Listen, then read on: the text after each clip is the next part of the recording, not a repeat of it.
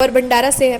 19 तारीख को जनता को वोटिंग करनी है, इस पर सभी की नजर टिकी हुई है। लोकसभा चुनाव नजदीक आ जाने से उम्मीदवारों के प्रचार प्रसार भी जोर पकड़ रहा है। कांग्रेस पर निशाना साधते हुए सेवक वागाई ने कहा है कि बेईमान बनाम ईमानदारी का युद्ध है। असल में कांग्रेस पार्टी या मेरी ही है, इसलिए मैं अपनी पार्टी को बचाने के लिए चुनावी मैदान में उतरा हूँ। पूछे जाने पर सेवक ने बताया कि केसलवाड़ी में शुगर फैक्ट्री बनाने का मेरा प्रयास है। मैं ओबीसी का नेता हूँ, बहुजनों का नेता हूँ। मैं चुन के आया तो जाति जनगणना करके रहूंगा और भंडारा गोंदिया या पिछड़ा जिला है, इसका विकास होना चाहिए। और जब मैं विधायक था, सबको पता है कि मैंने क्या क्या विकास किया। जनता सब जानती है। जनता से मुझे अच्छा रिस्पॉन्स आ रहा है और इस बार जनता मुझे चुनेगी या मेरा विश्वास। उमेदवारी का कशा पद्धतीची आहे आणि आता तुमची जे सक्षम उमेदवार म्हणून तुमच्याकडे बघितल्या जातात, काय रणनीती आहे या निवडणुकीत विरोधकांना पराभूत करण्यासाठी?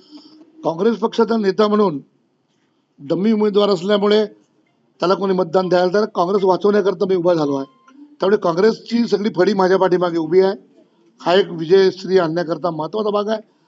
खरलांची प्रकरणामध्ये मी मागासवर्गीय समाजाला मदत केली होती, त्यामुळे दलित, आदिवासी आणि मागासवर्गीय एसटी समाज सुद्धा माझ्या पाठीशी भरपूर मला प्रेम करणार आहे।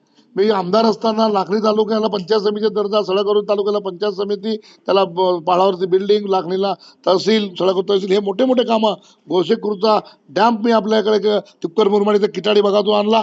तिथं आमचा लोअर चुलबन म्हणजे आजचा हा दुर्गाबाई डो हा त्या पटोलेच्या बागाच्या बाजूला मी केला। तर एका बाजूला ते आमदार असताना लाखांदूर रस्ते नाही, लाखांदूरचा माणूस डिलिव्हरीला सुद्धा ब्रह्मपुरीला जातो, शाळा शिकायला ब्रह्म जातो, शाळेचे जाळे आम्ही ओढले, बासमती सारखा धानाचा प्रोजेक्ट आम्ही त्या काळात आणला। आम्ही सगळे विकासाचे कामं केले म्हणून लोक आमच्या पाठीमागे आहेत। आणि वेळेवर धोका झाल्यामुळे आमचा पॉलिटिकल खून करण्याचा कोणी प्रांताध्यक्षांनी प्रयत्न केला आणि आमची तिकीट कापण्याचा प्रयत्न केला असेल तर हीच खरी सेवक वाघायची काँग्रेस आहे। म्हणून राहुल गांधीला 13 तारखेला मी समर्थन मागणार आहे की मला समर्थन द्या, मी निघतो। मागे अमरावतीला राहणार समर्थन राष्ट्रवादीने दिलं होतं, त्याप्रमाणे मला माझा आता पाऊल वाढत आहे। आणि माझी फाईट आता प्रफुल्ल सगळा मोठा नेता सुद्धा आता घाबरून म्हणायला लागला की सेवक वाघांची फाईट आहे का, त्यांना कळायला लागलं की काय आहे म्हणून। तिकडे आपण दिली असती, आपण मागितली असती, तर ते सुद्धा स्वाभिमानाने सांगत आहेत प्रफुल्ल पटेलजी की भाई सेवक वाघ आहे, लढतो, लढत खरी आहे। आणि हे बेमानाविरुद्ध इमानदारीची लढत आहे आणि इमानदार माणसाला न्याय मिळतो हे भगवंताला माहित आहे। त्यामुळे भगवंताचे आणि जनता ही माझी भगवान आहे आणि मी लोकांसाठी काम केलं आहे। देशातलं मोठं खरलांची प्रकरण मी शेड्यूलकास्टसाठी केलं, देशातला ओबीसीचा 3 महिला आमच्या चोले भगिनी मृत्यू तो केला, अंकिता लांजेर प्रकरण आम्ही उचलला। महाराष्ट्रामध्ये भंडारा गोंदियाचं नाव महाराष्ट्राच्या विधानसभेत टेकलं। महाराष्ट्रामध्ये प्रत्येक मुंबई सर असेल, पुणे सर असेल, मला सेवक वाघा नावाने ओळखतात।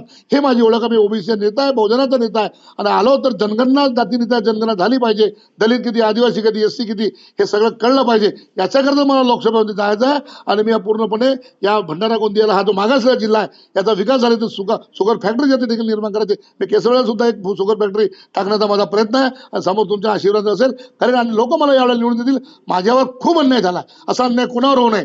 नेत्याला, ज्याला मी आमदार केलं, ज्याला मी पक्षात आणलं भारतीय जनता पार्टीत, त्याच प्रांताध्यक्ष पटोले सारख्या माणसाने असा पूर्ण या विदर्भामध्ये काँग्रेस भाजपला विकलेली आहे। मॅच फिक्सिंग करतो, मामा बाजा म्हणून भाजपचा उमेदवार त्या नातेवाईक आहे, त्याच्याशी पैसे कोण तिकीट विकतो, अशा प्रकारचा लाचार आणि चिरापुंजीमध्ये त्याच्यावर प्रकरण झालं। कॅरेक्टर लेस त्या चित्रा वाघने उचललं होतं, महिलाबद्दल प्रकरण। अशा बेमान माणसाला मी कधी याच्यासोबत काम काँग्रेसमध्ये याच्यामध्ये करून लावतो आणि मी आज येता खासदार बनून तुम्हाला दाखवेन आणि जनता मला निवडून देईल। धन्यवाद। भंडारा से हंसराज की रिपोर्ट, टीवी।